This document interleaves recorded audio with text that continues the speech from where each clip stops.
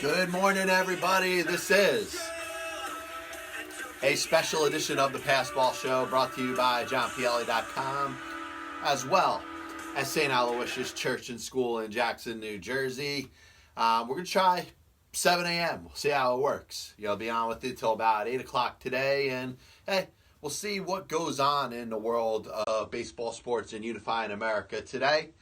And if there's enough going on, maybe we'll do a show again tonight. But glad to be with you. As always, feel free to comment on the Periscope feed or Facebook Live feed over the course of the next hour. We're going to touch on a couple different topics today. And, last couple of days I've given just a little non-sports to start the show. And I'm going to keep what I got to say today very, very simple and quick. The movie Bad Grandmas. It's not a bad movie. Turns out to be Florence Henderson's last movie, a role that, if you remember her, of course, from the Brady Bunch, you'd be very surprised to see her in. Was it the greatest movie in the world? Do you ask yourself a couple questions? If you're a critic, can you really pound a movie? Probably. But I will say this. I didn't think it was that bad. But starting off the day today, and I tell you, every day you hear people trying to tweak Major League Baseball and come up with ideas to make it, appeal to people that the game is never going to appeal to. And this has been a problem all along. There's a group of people that look at baseball, they're like, you know what? I'm more of a football fan, I'm more of a basketball fan. Maybe in some cases I'm more of a hockey fan, I'm more of a college basketball, college football fan. I don't really love baseball, but I would like it if you did this, or I would like it if you did that. Here's the problem that I have with that. At that point, it's not really your game. And that's an issue to me. Because I don't go into sports that I'm not 100% passionate about and say, you know what, I would like it better if it did this and it changed the rules. And it, did all these crazy different things. Radical changes happen. And I'll use the game of soccer. It kind of stands out to me because, soccer is very popular throughout the world. People love the sport, but not so much here in this country. So I would speak for a good amount of American, soccer apologists that respect the sport, aren't necessarily fans. And if I go out there and I say, hey, I would be a bigger soccer fan if they shortened the length of the fields, if they expanded the length of the goals, if they played the game with less players, all of a sudden you're going to start to get to the heart of the diehard soccer fans. And the diehard soccer fans, the ones that appreciate soccer throughout the world, the ones that appreciate soccer in this country, are not going to like that, are not going to go for drastic rules changes just to get people that were not really fans to tell you that they're going to watch a little more. And that's what's happening with baseball right now. Baseball is, it's a great game. It has fans that are the most passionate about it than they'll ever be. There's nothing that baseball can do that's going to enhance the fans' experience. In other words, the people that are most die-hard about baseball and love the sport, you're never going to be able to do anything more for them. They already get it. They're not going anywhere.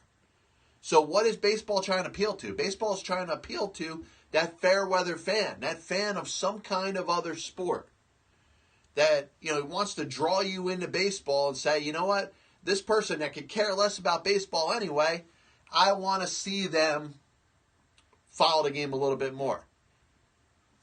And I understand, listen, a guy like Jason Stark, who I respect very much, puts out a story the other day and says, how about the possibility, and he starts it with Mike Trout batting in the ninth inning of every close game. How about Major League Baseball adopts a policy that that team that's trailing in the last inning can set up their batting order however they want to make that last comeback? And what does that most appeal to? That appeals to basketball fans, right? That appeals to, NFL fans who have a favorite quarterback that they root for. Tom Brady gets the balls, he's going down the field, a chance to win it for the Patriots. Mike Trout comes up every ninth inning in a game that's close to the Angels, and they got a chance to win. Here's the problem that I have with it. Actually, one of many problems. The first problem I have with it is, how are you going to adjust your lineup to go for the rest of the game? Are you going to set up a 1 through 9 batting order for that one inning and then go back to the way the batting order was set before? Are you going to continue with that batting order? Let's say you get retired, 1-2, and a guy hits a home run to tie it, and the game's tied going after the ninth inning. Do you bat 4, 5, 6, or do you continue to have the same batters come up every single inning in extra innings? I got many issues with this. Obviously, the sanctity of the game is at stake. All these ridiculous ideas that are being put out there to change the game. Put runners at second base with nobody out to start every extra inning from the 10th inning on. It's happening in minor league baseball. As much as I don't want to see it happen in Major League Baseball, it is going to happen. We will see it at some point. And I hope it's not next year. I hope it's not the year after. I hope it's not for another decade. I hope it gets pushed back as far as it possibly can be pushed. I don't want to see a runner at second base to start extra innings. Game has existed for 150 years without that. I don't want to see the star player on every team come up in the ninth inning regardless of the way the batting order sets up. And think about it from the manager's perspective. In baseball, are we trying to eliminate the position as it exists? The manager does his job. If the front office sets the team up with a good enough quality group of players, and you're trailing in the ninth inning, regardless of what the score is, you're going to have a chance. You're going to have a little bit more of a chance than somebody that isn't prepared and somebody that isn't doing their job. And you know what? You're telling me you want to take every possible thought out of the manager's hands in regards to, having any control over a baseball game. I'll tell you, the one thing that baseball could do a great job at is if they enforce the instant replay rule and have the manager, who cares who you're checking with, you got to make that call if you want to look at a replay right away. And that's not far stretched from what baseball used to be. If you remember, if you go back before the days of instant replay, if a manager didn't like a call, he would know right off the bat that he didn't like that call because he was going to go out there and argue. He was going to go out there and give the umpire a little piece of his mind. It doesn't happen now because everybody's looking at a video board to see if that play is reviewable or not, or if that play is close enough that you should go to instant replay. You make it towards where the manager has to make that gut instinct. Because you know what? The manager in Major League Baseball before used to do that. If there's a call that's close enough and you were going to go out there and argue that call, then you make the signal to the umpire and have the play reviewed. And if baseball wants to do something to maybe cater a little bit to the managers in instant replay and make it a little bit easier for them, you give them a couple extra challenges. But you keep that gap of 10 seconds, 20 seconds, in some cases 30 seconds, where the manager is sitting here staring at their bench coach who's got a phone on, who's talking in the phone to somebody that's watching, freeze frame replay to see if there's a chance that the play should be reviewed. If you don't see it with your own eyes, you shouldn't get the benefit of instant replay. Talk about speeding up the games. It would help. But also, I'll tell you, we got to stop with these people that think that they're these free thinkers that are going out there coming up with these great ideas to enhance the Major League Baseball experience. There is no solid to diehard Major League Baseball fan that does not like the game the way it is right now. In other words, yes, Maybe the average fan would think of a tweak here and there. Maybe somebody is in favor of having a designated hitter in all of Major League Baseball. And I have to be honest with that. It's something that I've been against for years. Baseball was not created with a hitter batting for the pitcher. But I tell you, as time is going by, I'm starting to warm up to it. Because it doesn't look like, the effort is being made in regards to pitchers and in regards to teams developing pitchers for them to learn how to hit, learn the fundamentals of the game in regards to bunting, and help themselves out in any way. And I remember, Eli Grba, who was a former pitcher for the Yankees, ended up being drafted in the expansion draft by the Angels. Most recently, within the last couple of years, wrote a book about his experience in Major League Baseball. Talked to me about how important hitting was to him as a pitcher. And if anybody was on the pitching staff and didn't go out there and take batting practice every day, they would be looked at as if they were a problem. Because they were given the impression that they didn't care about the rest of their teammates. They didn't care about their fellow pitchers. They didn't care about the rest of the guys that were in the lineup every single day. Because you went out there and you pitched, but you also had a responsibility to hit. And there is no doubt that there's no coincidence the fact that so many pitchers that batted years ago were much better hitters than they are right now. The problem is that they're not allowed to hit.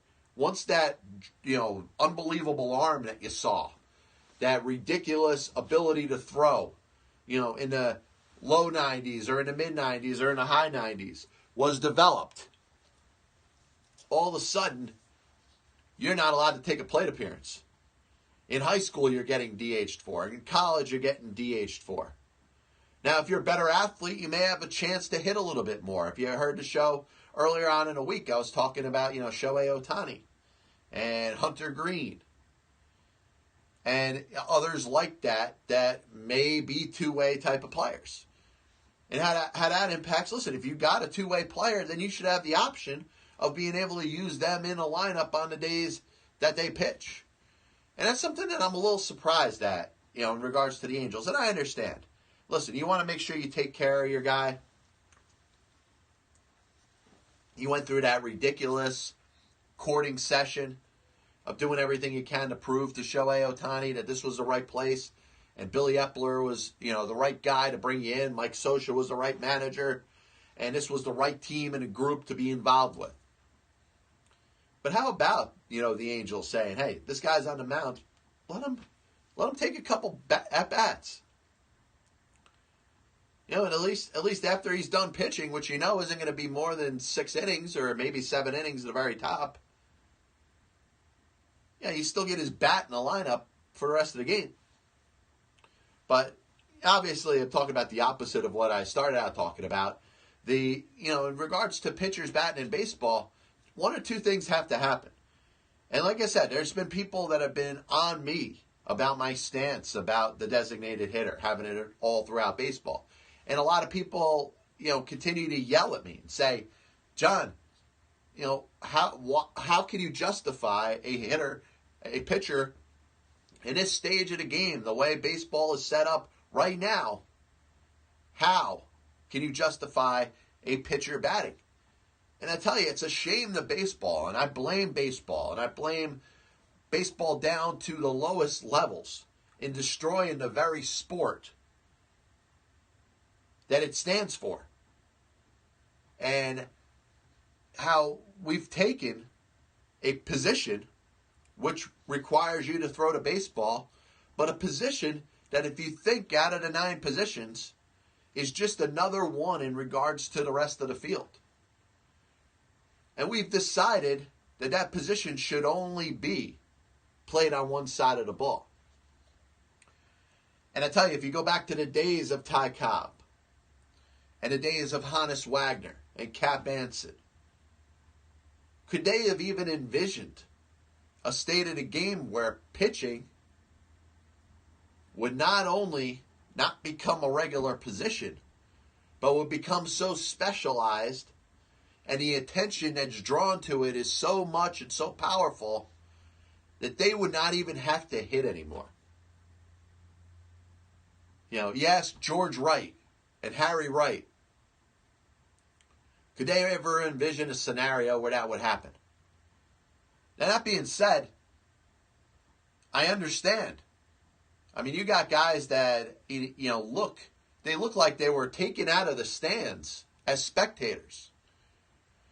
And it's like you had a competition. You said, hey, who wants to go up and take a Major League plate appearance today? That's your average Major League pitcher. A lot of them come out there and they embarrass themselves.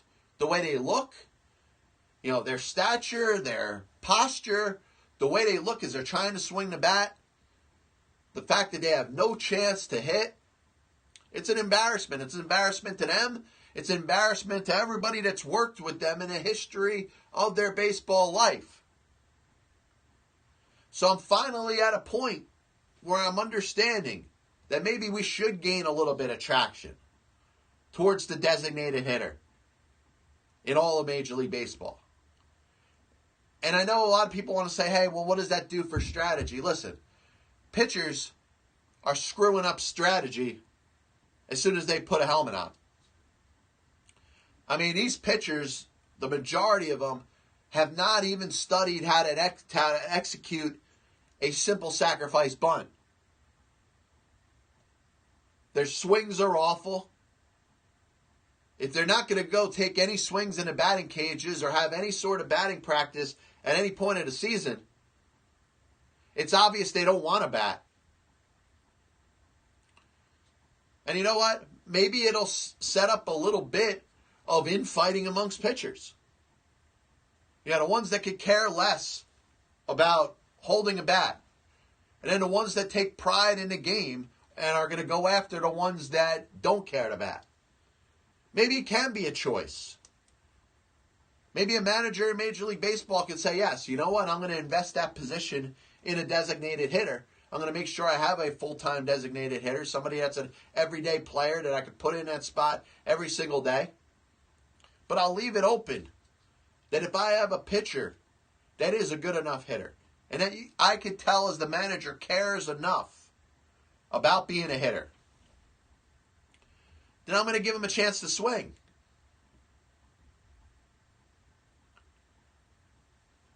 Once again, this is John Pielli, Pass Ball Show. Happy to be with you on the 17th day of May 2018. I did want to move on and talk about the situation going on with the Detroit Tigers.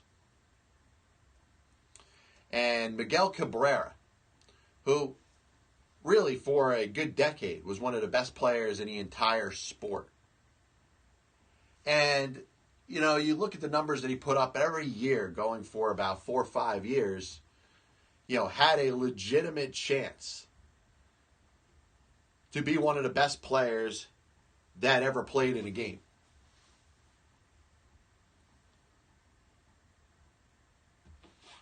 And I don't look at the game as it's changed today. But I look at Miguel Cabrera as a player that is getting into his 30s, is a little bit older. He is obviously depreciating a little bit, year after year. And I can't expect Miguel Cabrera to go out there, hit 340, and hit 35 home runs and drive in 130 runs every single year. And the other thing is just as important. The Detroit Tigers are rebuilding. And it's a shame to see a veteran player stick around for a rebuild. And sometimes that's one of the risks that have to be taken whenever you sign a long-term contract. And you have to ask nobody but Joey Votto. Ask even Freddie Freeman when he signed his long-term deal with the Atlanta Braves. The Braves were in a much better position. So I look at it, and I think that players have to make believe or have to think about the game going on in the future as if they're going to be around forever and their team is going to be good forever. So I think from a mental standpoint, a guy like Miguel Cabrera, a guy, as we hit the halfway point here on the Passball Show, brought to you, of course, by JohnPielli.com, as well as St. Aloysius Church and School in Jackson, New Jersey. So, a Votto, a Freeman, a Miguel Cabrera in this instance, when they're signing the dotted lines on their next contract, they're obviously happy about the way that they're being compensated, but they are signing up for the possibility that things aren't going to always go great. And if you followed baseball over the last several years, there's a lot of emphasis on the rebuild. There's a lot of emphasis on some of the things that are, you may not want to see as a hitter that expects, or a player that expects to be with a good team for a very long time. So, Miguel Cabrera is obviously in a rough spot because he saw what happened last year. Justin Verlander was traded. J.D. Martinez was traded. A handful of other players were moved on out of Detroit, and younger players were brought in with the thought that this was going to be the start of at least a moderate rebuilding process, if not a very long rebuilding process. And Miguel Cabrera is signed through 2024. And he's done a pretty good job, honoring the contract that he has or has had up to this certain point. The Tigers, as they sit right now, are 19-23. So it's not like they're in a terrible spot. But, being a realistic baseball fan, we look at the Tigers and, obviously they have a chance. Anybody's got a chance. Unless you're, 15, 20 games under 500 already, you can say, hey, things could work out in your favor, and maybe at some point you do have a chance to make a run this year. I don't think the people in Detroit feel that way. I think the diehard fans want that to happen. I think people, Ron Gardenhire's trying to get the most out of his team. Al Avila, expects, at least very much a level of professionalism out of his players as they try to get through this rough time and develop some players in their own minor league system and take advantage of, potentially a high draft pick that they got this year. They got the number 1 overall pick. But I look at this and I say, I say this from the player's perspective, because Miguel Cabrera has a little bit of a point here. Because did he necessarily sign up for a rebuild? And I think when long-term contracts are being negotiated, and I'll tell you, I'll use the name Jose Altuve because he is one of the most recent stars to get a long-term extension with the very organization that they came up with, or the organization that they expect to be part of for a series of years. Now, what happens if after 5 years, the Houston Astros dynasty, or the run that all the baseball experts expect them to be in for a long period of time, all of a sudden falls down, and all of a sudden they're not the team that they were, last year when they won the World Series championship? What if the Astros decide that what got them to the position that they're in, where a lot of other teams are duplicating, that maybe it is time to break down this team and go to a full rebuild? Perhaps at that point, Jose Altuve's contract may be a little bit prohibitive to be able to trade. And I'm sure the Astros would honor that. They would honor a trade of Altuve, probably for everything that he will mean to the organization, in addition to everything that he already means to the organization. But Jose Altuve could be in that spot. A prohibitive contract in 5 years that the Astros can't trade even if they want to, and they're going to a complete rebuild. Perhaps when players are discussing the terms of their next long-term contract, maybe there should be a tanking clause put in to say that, hey, maybe I will get more money if the team decides to tank. If I'm the Detroit Tigers and I got Miguel Cabrera signed for $30 million a year, and I know that if we end up losing as a team more than 100 games in a season, that Miguel Cabrera is going to get an extra $15 million next year, then maybe I'm going to do everything I possibly can to keep my team from tanking. Now listen, is Cabrera at this point sounding very sensitive? I mean, if you saw, the way he handled the thing with the New York Yankees last year, apparently not wanting to take on Gary Sanchez, decided to pick a fight with Austin Romine instead. And obviously you hear his comments about playing hurt. Oh, nobody appreciates me for playing hurt. It's what you do as an athlete, Miguel. As an athlete, you are required to give everything you got. And you know what? Nobody's going to sit here and pat you on the back and say, hey, thank God you're playing hurt. Because if you watch the New York Mets and Yoenis Cespedes, one of Cabrera's one-time teammates, is doing that quote-unquote playing hurt right now. And I'm glad he was just put on the disabled list. Because he's not helping his team. Sure, he could swing a bat. Maybe hit a home run like he did last Sunday.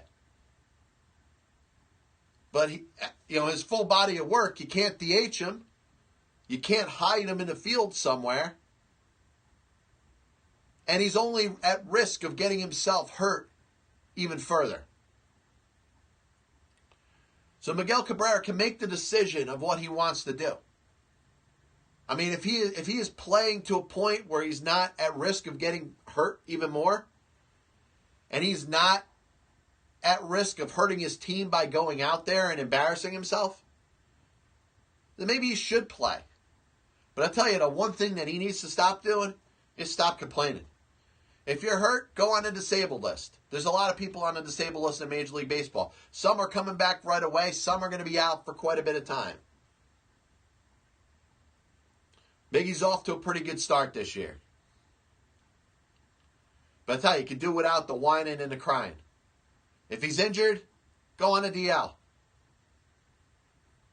If he's good enough to play, that he can help his team a little bit, then maybe he should consider whether or not he wants to be in a lineup at all. Once again, John Pielli Pass Ball Show, brought to you by JohnPielli.com, as well as St. Aloysius Church and School in Jackson, New Jersey. And I did want to get into this topic because I found it pretty interesting. There's a report out there, according to CBSSports.com, that the Dallas police have arrested a 25-year-old man who fooled high schools into believing that he was of age so he could relive his high school glory days. In other words, here's a guy that apparently was a little bit of an athlete in high school